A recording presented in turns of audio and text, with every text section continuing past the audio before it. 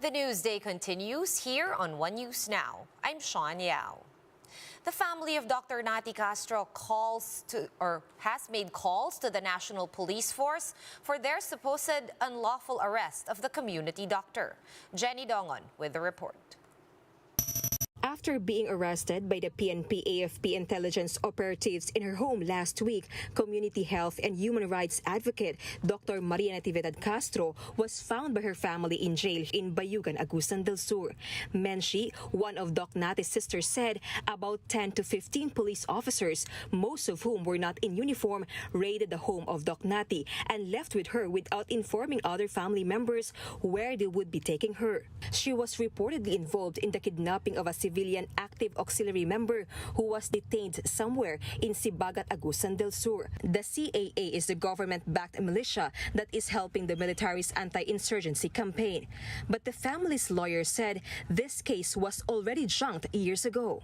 Nabasura na, una. Kailan po? Nung earlier, when the judge determined na walang basis.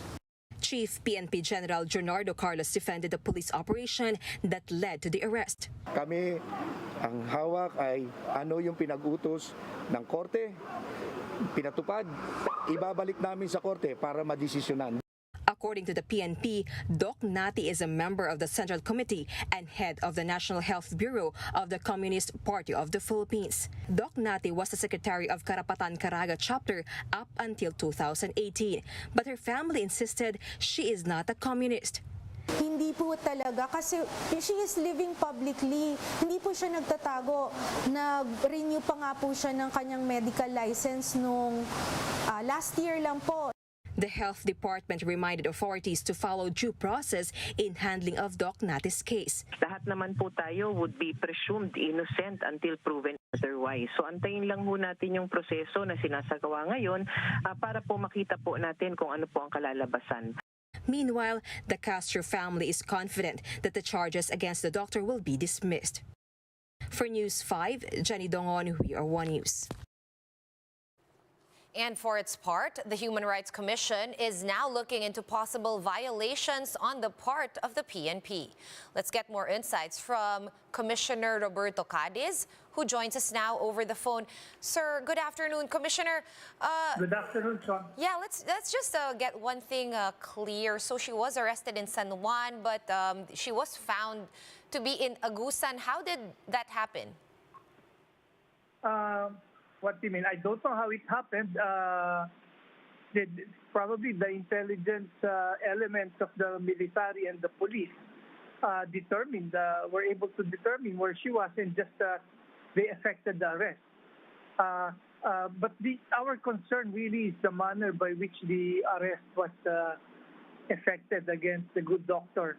Our initial information based on the interview of our regional office in Caraga, Region 11, she confided that the arrest was effected very violently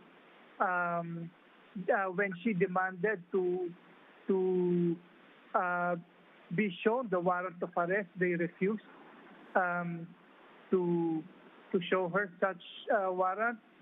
She demanded that the arresting officers identify themselves. They also refused. She demanded that she be given access to her lawyer, and she was also refused. And when they asked the arresting officers where she was going to be brought, they gave misleading information to her and the family. So these were the initial information, and if these are true, then there is indeed an abuse of our rights or a violation on the part of the arresting government officers. Right. Commissioner, what lapses are you looking at as early as now? And basing off of that, what charges can be filed against these erring officers? Well, there are many charges, no? Assuming that the allegations are proven to be true, and there was indeed abuse in how the warrant of arrest was effected against her person, then the first violation is against her constitutional right to to due process of law. Which is also reflected in the protocol of the PNP in conducting such arrest. They can be held criminally liable for violation of these constitutional rights and for the rules of procedure as defined under the PNP rules guidebook. There are also other penal provisions which could have been violated, but that is now a matter for the lawyers of Dr. Castro to evaluate. All right.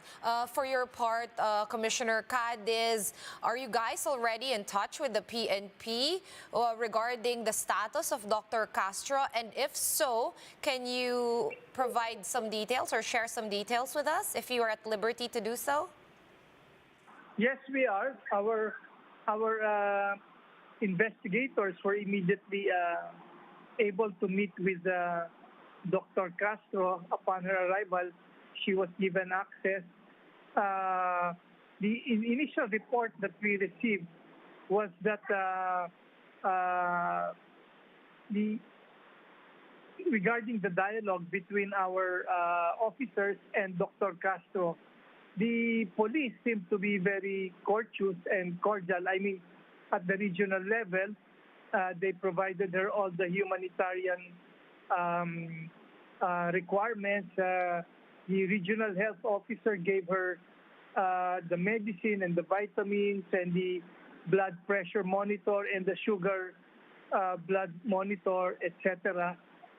She requested for certain kinds of food that would be addressing her diabetic condition. She requested for vegetables, kamote, etc. And I believe that all these were granted by the detaining officers in Bayugan. Now, regarding the actual cooperation in the handling of the case, that still remains to be seen. It's just Monday. The effect was conducted over the warrant was effected during the weekend, and we will be coordinating with her lawyers and the PNP. Since the lawyers have already intervened, our primary role right now is to see to it that her detention facilities are in proper order, that she is not tortured, that she is not subjected to intimidation, and her right to due process are basically fundamental rights are respected. All right, that's good to hear, Commissioner Cadiz, and we will, of course, have to watch out for certain developments in that regard. But just dialing it back a little bit, do you think that Dr. Castro's arrest is a matter of concern in relation to the highly contested anti-terror law? Well, yeah, there is a nexus between that because she is being alleged as a member of the Communist Party of the Philippines, no less than the Central Committee. And as you know, our government has been lobbying the international community to classify the CPP as a terrorist organization. And there, the nexus is, and as you know, under the terror anti-terrorism bill or law is a draconian measure in the sense that certain fundamental rights are placed into greater compromise for alleged members of a terrorist organization. But it's hard to speculate if the anti-terrorism law will be invoked in this case because so far what seems to be at play insofar as the law is concerned is the case of the anti-kidnapping and the kidnapping and the illegal detention law under Republic Act 1084. I don't see any invocation at this point of this newly enacted law, the anti-terrorism law.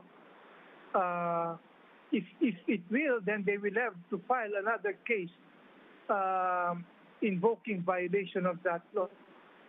All right. But let me, Sean, let me raise just one thing that I observed, and this is just a preliminary, a cursory comment on the warrant of arrest. I was able to, I haven't seen actually, but I saw a snapshot, a photograph over Viber that was sent to me of the warrant of arrest, and I noticed that the case had so many accused people. It would seem to me, as a first impression, that the basis for arresting and alleging the doctor's involvement in the kidnapping and illegal detention is her alleged membership in the Communist Party, with the Communist Party. Parang, because the Constitution, I don't know, I don't want to lawyer for her. I'm just making my observations as a human rights commissioner. It raises some red flags on my part to see that a warrant of arrest would be issued against a group of maybe 20 to 30 persons on the basis of a membership in an organization, alleged membership in an organization such as the CPP, NPA, when the law that is being invoked is kidnapping and illegal detention. Right. This is something that we will be looking into, and I would suggest the lawyers of the doctor to also examine. I would be very interested in looking at the records of the proceedings involving the prosecutor and the judge when they applied for an issuance of warrant of arrest against Dr. Castro. All This right. is something that should be looked into. Right, Commissioner, having said all of that, what is the next step of the CHR, with regard to this case and helping out the cause of Dr. Castro or the case of Dr. Castro? What next concrete step are you guys looking at the CHR?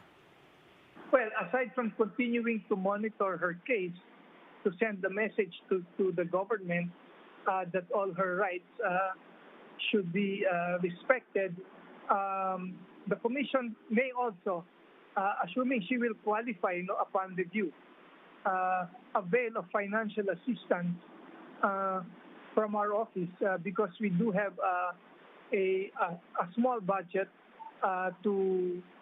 for assisting potential human rights victims. So that is one. We may continue to meet with and dialogue with the government, with the Philippine National Police, with the Armed Forces of the Philippines, to ensure that all the processes as defined under our Constitution and laws are properly observed in treating the accused, Dr. Castro.